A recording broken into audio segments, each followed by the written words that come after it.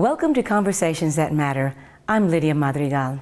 Today's show is about mariachi music, and in particular, teaching mariachi music.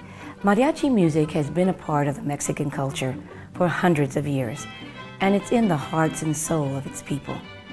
People of Mexican heritage and many others who enjoy the culture have heard mariachi music at weddings, quinceañeras, baptisms, Mother's Day, and many other celebrations, and as well as funerals. The music often stirs emotion as a reminder of people, of places, and of lost loves. Many people have dedicated their lives to keeping mariachi music alive. We spoke to one such person.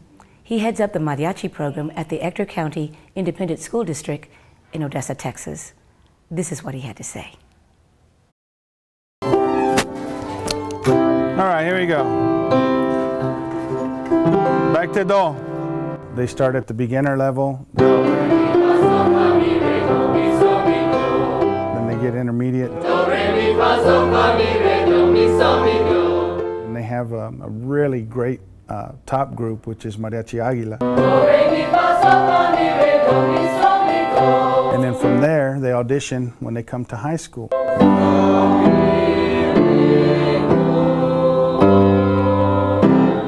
All right, have a seat. There's so many positions that we have to have our performing top group, because when we go compete, they only allow so many students.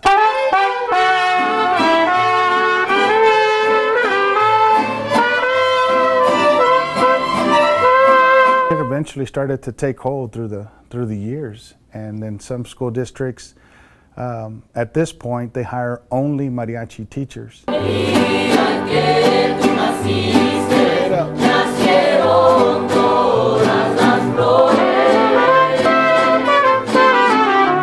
There's a lot of different genres, and a lot of, again, when I started, nobody was doing mariachi, especially here in the States. So, you know, it just caught on.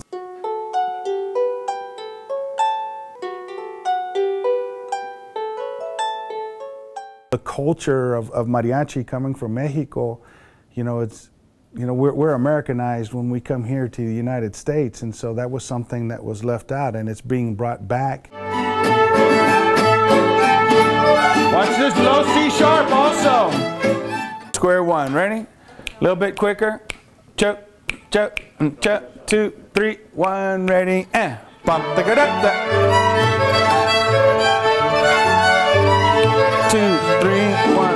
The pride that you feel to be associated with Mexico and where it started from, and us expressing that is really important. 2, 3.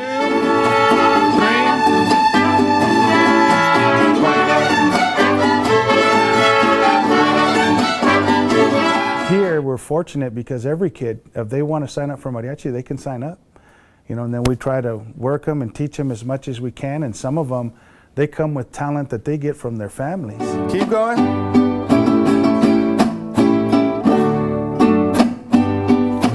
Open the fan. There you go, good. And they're incredible, but they lack in the educational process at what we do. We try to teach them our teaks that we have for Texas, teaching in Texas. There's certain elements that we have to teach our students to do, and one of the most important is reading music. 1, 2, 3, 1, 2, 3, 1. And with mariachis, you know, a lot of kids, you know, and even me, when I started out and I played professionally when I was in college, that's how I played my way through. You're not taught with music. You know, hey, play this, you know, play it like this, and that's how you learn.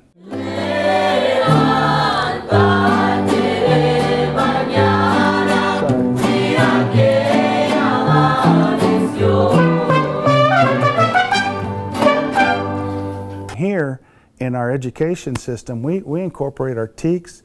We work on our rhythms, we work on rhythm studies, we work on vocal warm-ups, we work on all these elements so that we make our students the best musicians possible. Now bring it up. 1, 2, 3, 1, push, 3, 1, 2, 3, 1, and if they want to do mariachi, they can. If they want to do jazz band, they can.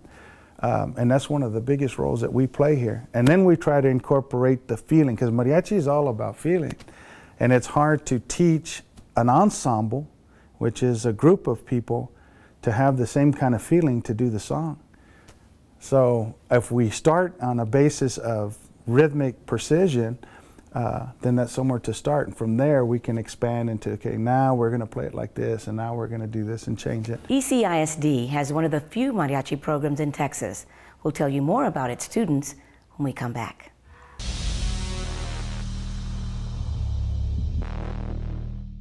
Here we go. Fan, up, chop, down, up, chop.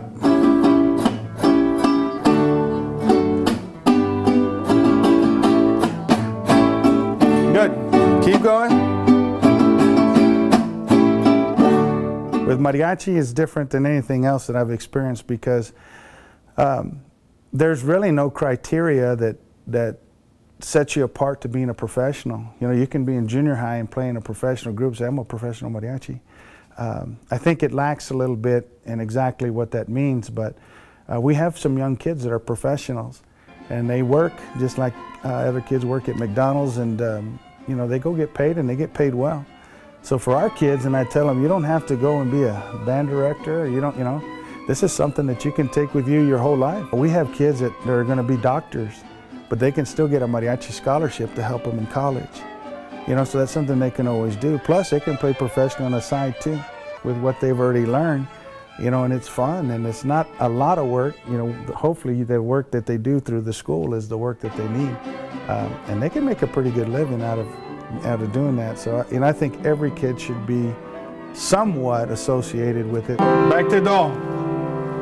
Ready? 2, 3, and do. So if they choose to be a lawyer or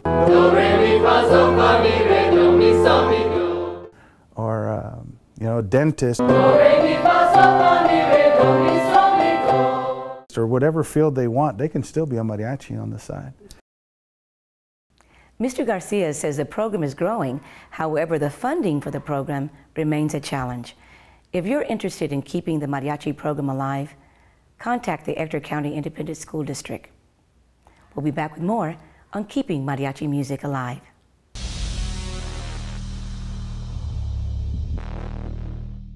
The Midland Hispanic Cultural Center in Midland, Texas, has conducted a mariachi workshop for several years. Students from throughout West Texas come for the opportunity to learn from some of the most experienced teachers and professional mariachis in New Mexico. Charlene Romero McBride heads up the center. We spoke to her about the workshop, and this is what she had to say. It started with me with my mom. When I was growing up, one of the things she always used to tell my brothers and I is to never forget who you came from, where you came from, and who you are. I had the idea of bringing in a mariachi group into Midland and just doing a very small workshop.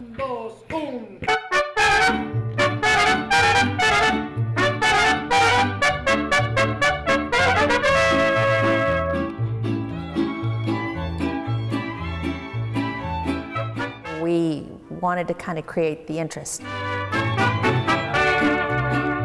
Keep the culture, you know, keep it going, and then also to start teaching this music, you know, officially with written music and bringing in certain teachers. We go over a lot of style dynamics and stuff like that. It's never been done before. It's pretty new, about the last 25, 30 years. I fell in love with mariachi, seeing a conference actually, and that's when I fell in love. And I knew that I wanted to be a part of it. I worked very hard.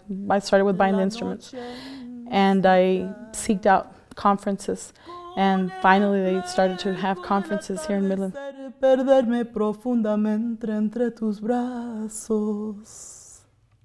When you go to a lot of the workshops and conferences that they have the big name mariachi groups, but they don't do the teaching. It's the other individuals, the smaller groups, that actually do the teaching. So we wanted to focus more on teaching When you hear this, mariachi music than to have the big concerts and all this other stuff.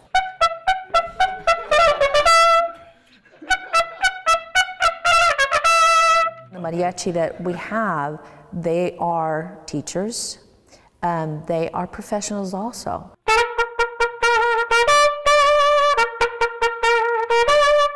Pancho Loco, of course, is a professional. He's a maestro. He's a master at it. Having him here teaching our students, I mean, the one-on-one. They teach you technique, you know, from being on stage, from learning how to read music, how to play correctly, how to sing. They give you confidence, and they let you know that, you know, the sky's the limit. You have your bass, you have your armonía, and you have your violins and your trumpets, and that is the core.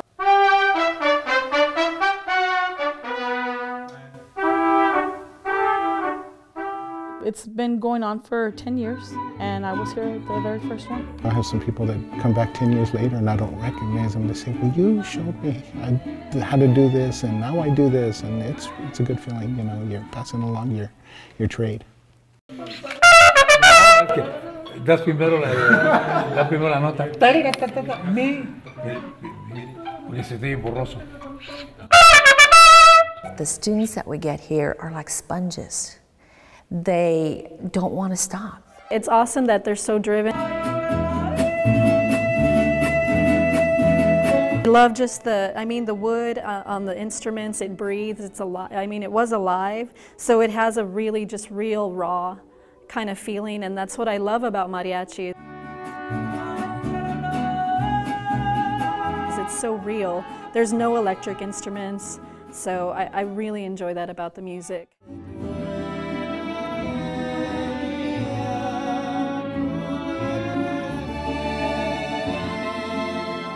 Even if they don't make music their career, they can use it as a catalyst to get into college.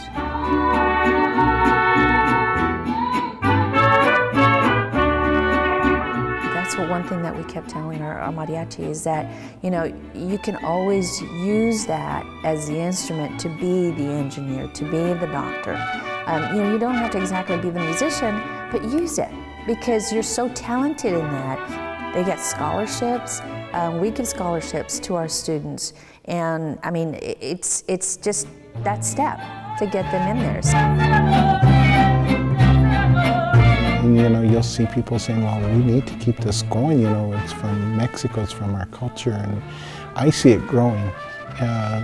You know, throughout the workshops, and I mean, you have first graders, second graders, third graders playing now. And we even have people that never spoke a word of Spanish playing that, so it's growing.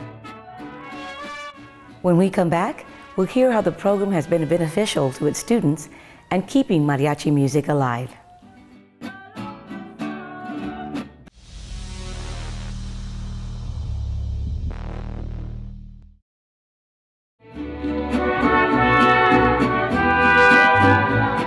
The mariachi was never taught officially, you know, in the classroom. It was always a generation.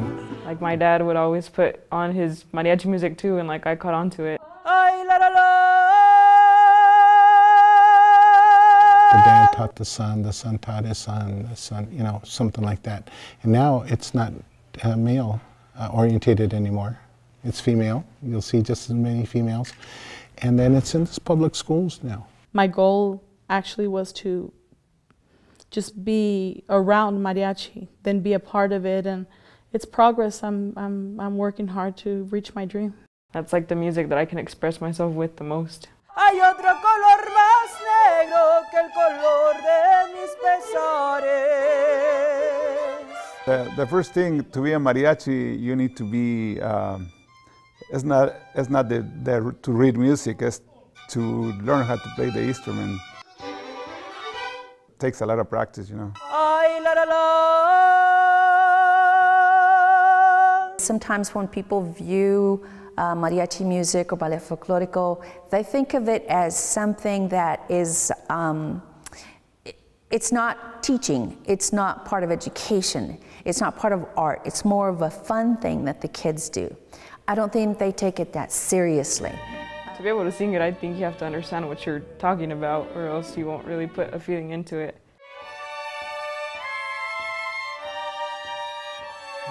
de ver que mi amor fue sincero. It's an opportunity to really express your emotion, really, really connect to people. Like when you see an audience, or like to me, when I see an audience, that's when it makes me like feel it even more. Because I know that somebody out there like has gone through what the song's trying to say. Llorarás, llorarás, llorarás.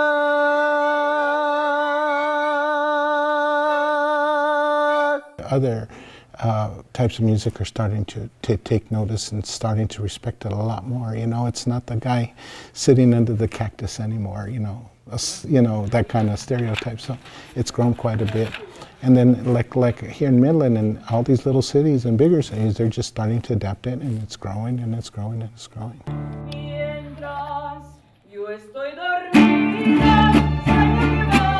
Mariachi music, any kind of music, has been proven to help with math and science skills.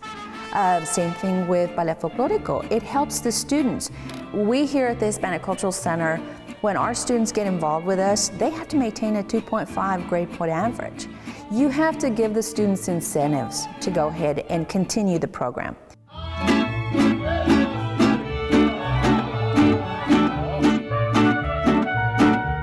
It's in the South, but you'll start seeing it in Connecticut. They're going to try to start one. New York City's going to try to start one. Chicago. So it's not the Southwest, you know, the border town anymore. It's going throughout the whole United States.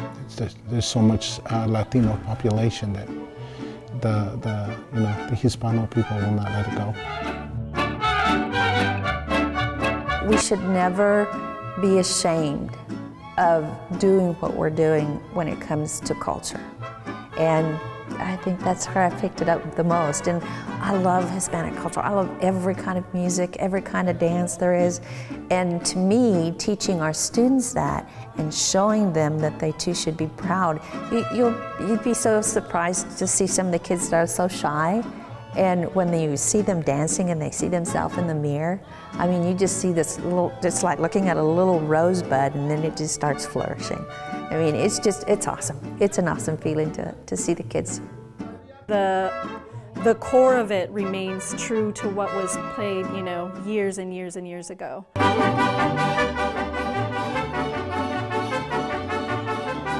Even as time passes, so I think that's a really good thing that we're still connected with the past in the core of our music. Viva el mariachi! If you're interested in helping the center with their programs, contact the Hispanic Cultural Center in Midland, Texas. Thank you for joining us. And as the mariachi song goes, volver, volver. Until next time, this is Conversations That Matter.